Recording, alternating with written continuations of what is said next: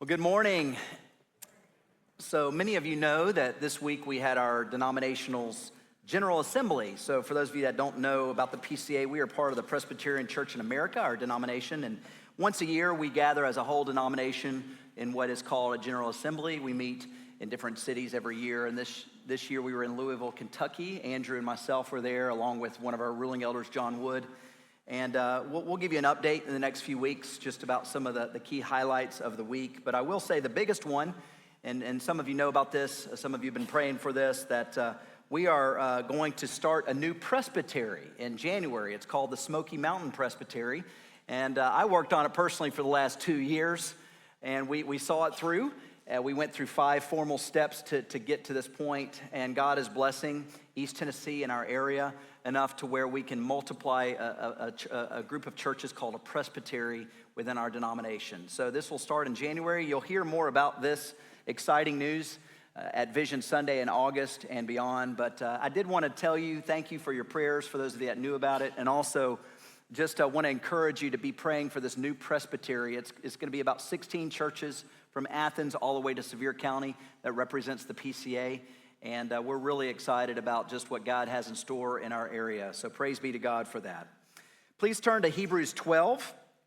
And before we read the text, I wanted to share with you what happened to me yesterday. I got to go to my youngest daughter Sarah's track meet. She was running track this summer with the county, and I got to go yesterday to cheer her on. She ran the 200 meters, and I got her permission to share the story. But yesterday she was running the 200 meters, and she ended up having her best race yet.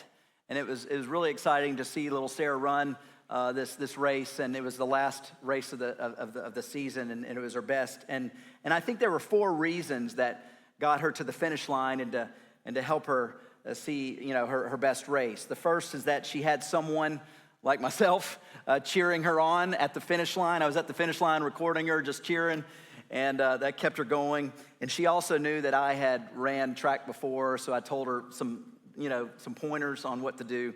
She also was able to get rid of what was slowing her down. She gave me a water bottle, and we made sure that she was wearing light clothes so that nothing would weigh her down, but would help her be able to run faster and more effectively. She kept her eyes on the finish line.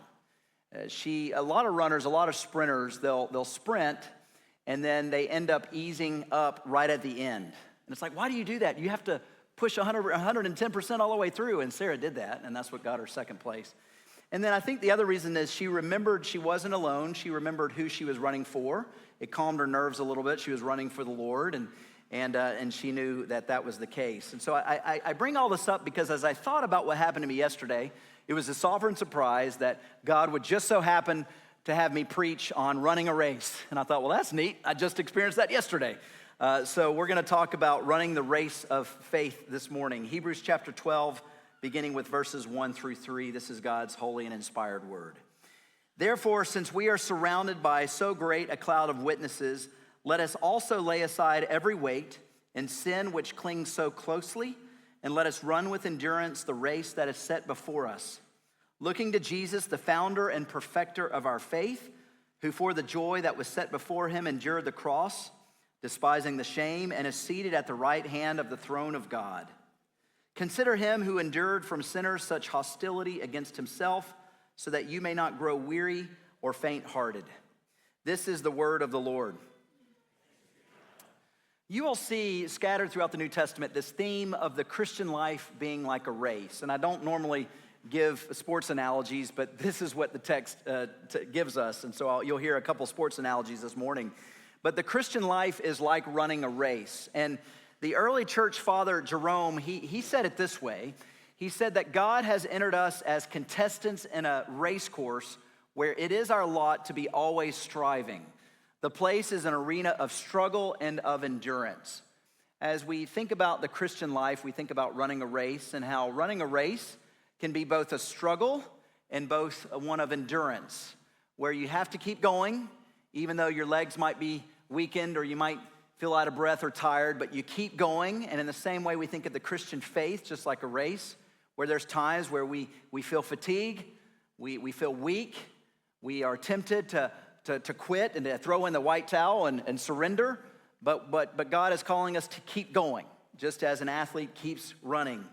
And as we think about this, we think about how do we keep persevering? How do we keep running this race of faith? And I'm going to give us 4 reasons that keep us running, similar to what I talked about earlier with my daughter Sarah yesterday. The first thing we do to keep our focus on running this race of perseverance is we look to those who've gone before us. The second thing we do to keep us going is we get rid of the things that are slowing us down. The third thing is we keep our eyes on the finish line. And fourthly, we remember we're not alone, but Jesus will help us finish this race of faith. So we're going to look at these 4 things from Hebrews chapter 12 of how we are to persevere this Christian race of faith. So let's first look to those who have gone before us. That's the first way in which we can persevere in this run or this race. Verse 1 tells us that therefore, since we are surrounded by so great a cloud of witnesses. You know, last week we spent several months about 2 months going through Hebrews 11. It's what we call the Hall of Faith. It's a roll call or a catalog of those of the Old Testament, many believers of the Old Testament who lived before us, who displayed a tremendous amount of faith and who finished this life well. They ended up passing into glory. And it's kind of like this picture where you're in an arena and you have fans cheering crazy, wildly, and it motivates the players to keep going. That's kind of a picture we have of people who've gone before us, who are in heaven. It's kind of like they're cheering us on, but I don't necessarily think that, some scholars think that that's what it is that we have people who've passed away into glory and they're cheering us on.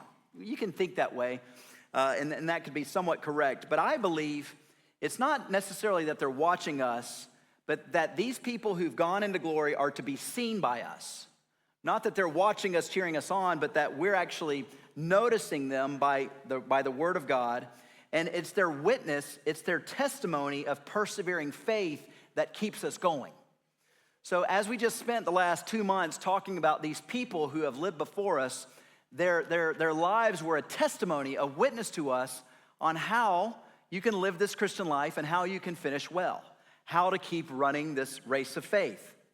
You know, as I was thinking about this concept of people who have died before us, who are these cloud of witnesses who have gone before us into heaven.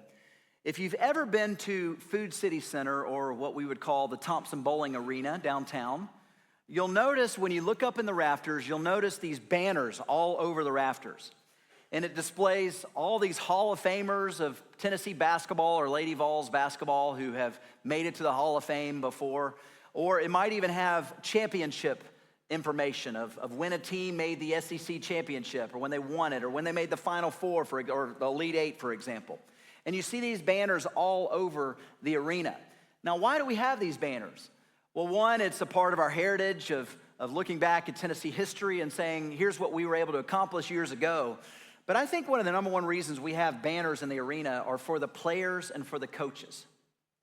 Because when the player gets discouraged on the court, they can look up at the rafter and they can be reminded that there have been players who've made it to the Hall of Fame, and there have been teams who've made it to the championship and even won. It serves as a motivator for the players and coaches, and even for the fans, of this is what could be, and this has been done, and it can be done again. In the same way, as we look at Hebrews 12, we learn about all these people from Hebrews 11 who have died, and they've lived this life of faith, and they finished well, and it's a reminder to inspire us and to motivate us to keep going. It's been done before, and it can be done again.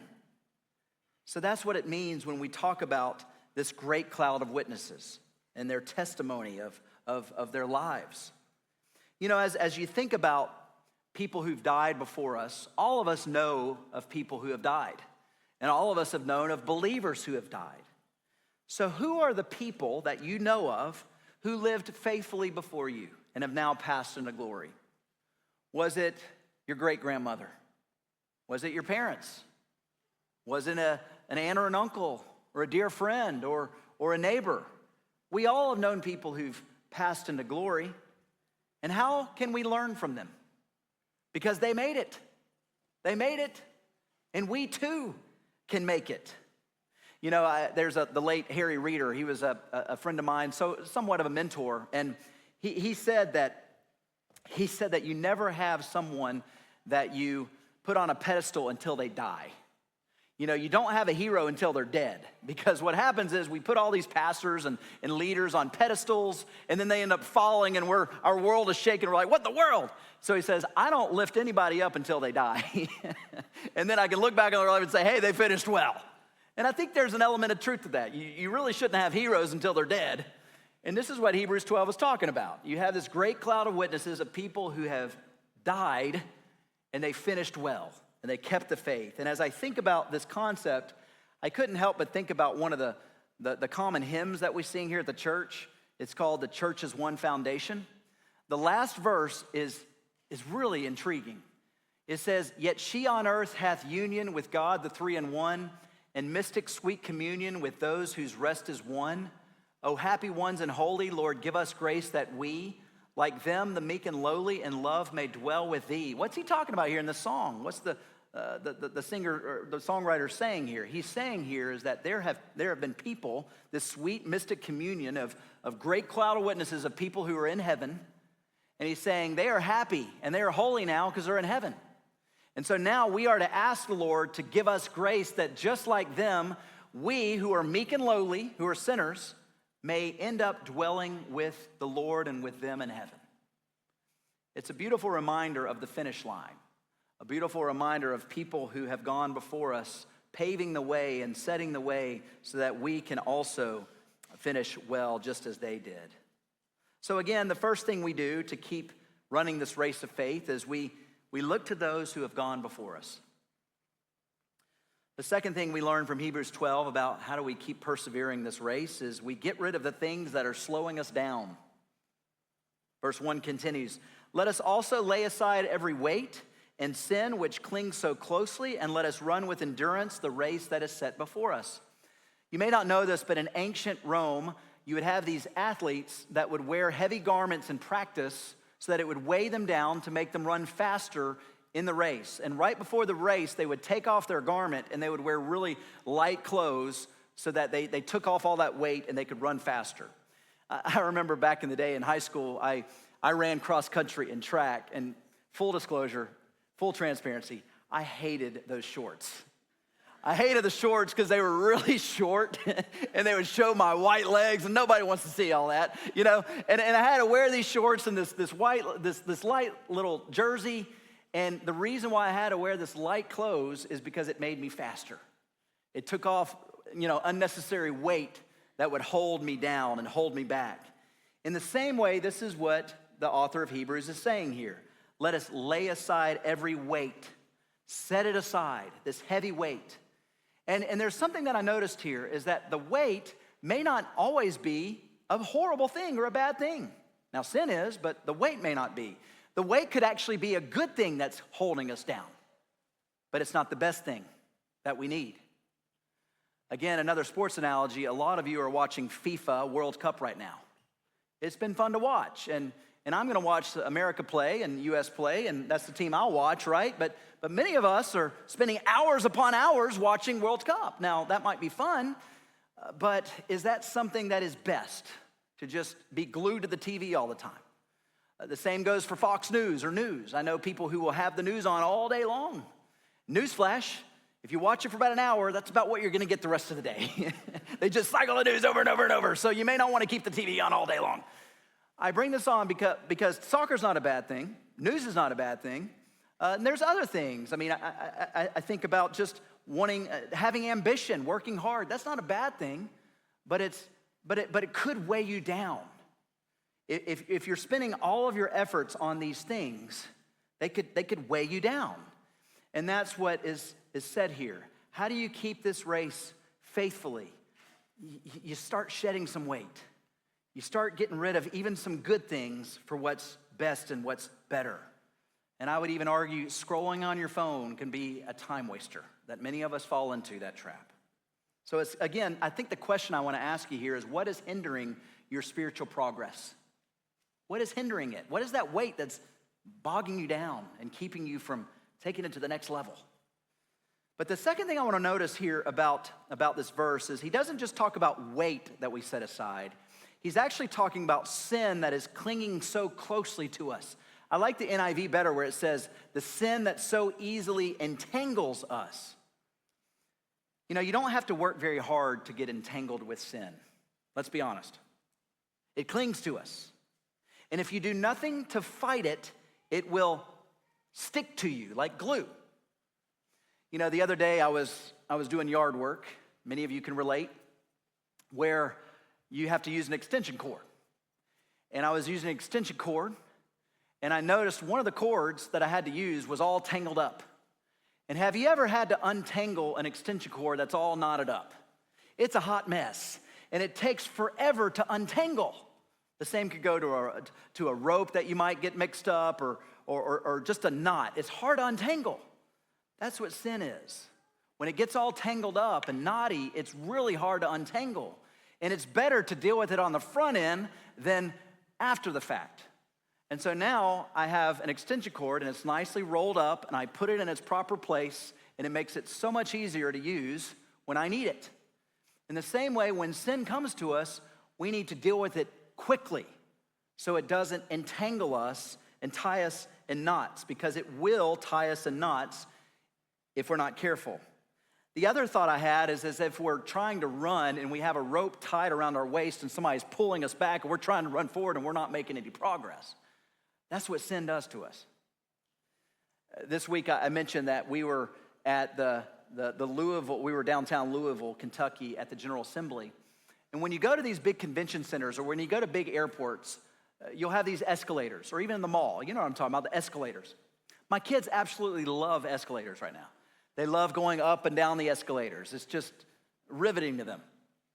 And there was a moment this week when we were in the convention center where most of us were on the floor ready to leave for lunch. And my son thought it was a good idea to go up the escalator while we're already ready to go. We're like, Caleb, we got to go, man. He's going up the escalator, and then he starts trying to run down it as it's going up. Have y'all ever tried to do that? It's really difficult. So he has a hard time. Fortunately, he's only about a quarter of the way up, so he's able to run down it as it's going up. But by the end of it, he was huffing and puffing. If he had gone up about halfway or 3/4 of the way, he would have had a really difficult time running down that escalator going up. This is the picture that is painted here in Hebrews 12. It's like we're going up an escalator and we're trying to go down it as it's going up. Sin can just get the best of us, and it can weigh us down, it can wear us out, and it can completely tangle us up. So my question to you this morning is there a specific sin that you're not repenting of? I would encourage you to repent of that sin before you come to the Lord's table this morning. Examine your heart, because if you don't, it will entangle you. Is that sin worry? Are you just worried sick lately? Are you afraid? Is it jealousy? Is it covetousness? Is it romance novels? Is it lust? Is it love of money? Is it success? What is that sin that you haven't been repenting of that is getting the best of you? To run the race effectively, you must get rid of the things that are slowing you down. And I believe when Jesus said this in the Sermon on the Mount, he really meant it. When he said in Matthew 5, if your right eye causes you to sin, tear it out and throw it away. For it is better that you lose one of your members than that your whole body be thrown into hell. And if your right hand causes you to sin, cut it off and throw it away. For it's better that you lose one of your members than that your whole body go into hell. These are drastic measures when we fight sin. We got to get drastic. I don't think he's literally saying, take out your eyeball and cut off your arm. But what he's really saying here is take extreme measures to get rid of the things that are slowing you down in your spiritual progress. So again, how do we keep running this race? We get rid of the things that are slowing us down. Thirdly, what do we need to do to keep this race of faith and keep running? We need to keep our eyes on the finish line. Verse 2, looking to Jesus, the founder and perfecter of our faith, who for the joy that was set before him endured the cross, despising the shame, and is seated at the right hand of the throne of God. You know, as we run the race, we got to keep our eyes focused on the finish line. And the finish line is Jesus, and the finish line is heaven. It's both, right? We keep our eyes focused on him. We keep our eyes focused on the reward of heaven. And I love how this passage describes Jesus as being the author and perfecter of our faith. You know, as you think about the author, it also describes as the founder. He's the one who changes us through his Spirit. He's the one that draws us to himself. We become believers because of Christ. It's nothing we do, it's what he has done. It's his grace. He's the founder, the author of our faith. He's also the one who is the perfecter of our faith. Another translation says pioneer. And I like that translation because it's describing how he has paved the way for us. He has modeled to us how you live this life, how you run this race, and he has passed into glory, right? He's ruling and reigning for us right now in heaven. So not only is he our model, but he is right there with us. And so we keep our eyes and our focus on Jesus. And this was the temptation of the people of Hebrews, because the pastor is writing them this letter saying, don't get distracted. Keep your focus on Jesus. Don't go back to Judaism in the way of being a Jew, but instead focus on Christ and be a believer in him. You know, I also think this is what Paul was referring to in Philippians 3, verses 13 and 14, when he said, "Brothers, I do not consider that I have made it my own, but one thing I do, I forget what lies behind, and I strain toward what lies ahead. I press on toward the goal for the prize of upward call of God in Christ Jesus." He's saying, I don't let my sin and my past mistakes weigh me down. I forget the past, and I cling to the future. I cling to Christ, and I focus on heaven. I focus on him. He is the reward. He is the one who we are to consider. And it's so easy for us as we're continuing on this journey of faith to get distracted and to look to our left and right and not stay focused on the finish line. There was a great race. It's a historic race known as the Miracle Mile Race in 1954. It was the British Empire Games. And there were two men at the time who were running the mile. It's been shattered now. But two men who ran a mile under 4 minutes at this time, it was unheard of. The name was John Landry and Roger Bannister. And they're running the race, and Landry is winning 3 out of 4 laps. He's got a big lead. Next thing he knows, the crowd's going wild, and he loses his focus, and he turns to his left. He gets distracted, and he's looking this way to see if anybody's coming around. Meanwhile, Bannister comes on his other side and ends up winning the race at the last minute, known as the Miracle Mile Race.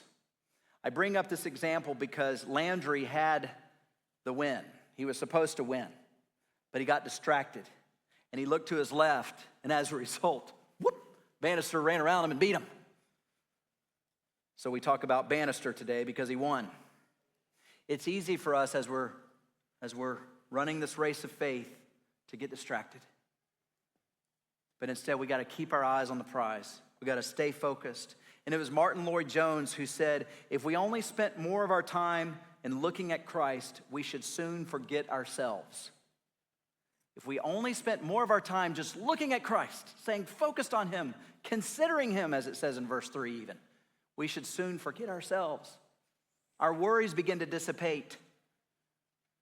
We begin to know that Jesus is with us, and he's got us in his hands. He's going to help us see it through.